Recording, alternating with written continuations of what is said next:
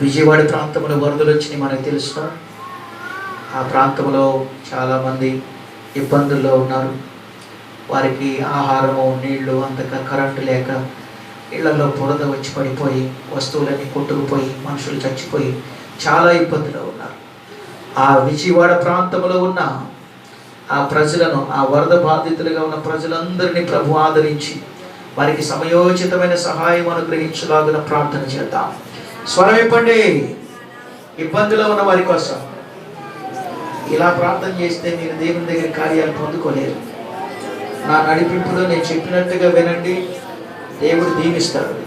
ప్రార్థించండి, ప్రార్థించండి. చేతులు ప్రభు తట్టెత్తుదాం, చేతులు ప్రభు తట్టెత్తుదాం. యేసయ్యా, నీ బిడ్డలను ఆదరించయ్యా, నీ బిడ్డలను ఆదరించయ్యా, నీ బిడ్డలను బలపరచయ్యా, ధైర్యపరచయ్యా. వారికి మీ సమయోచితమైన సహాయము దయచేయండి ఆయన.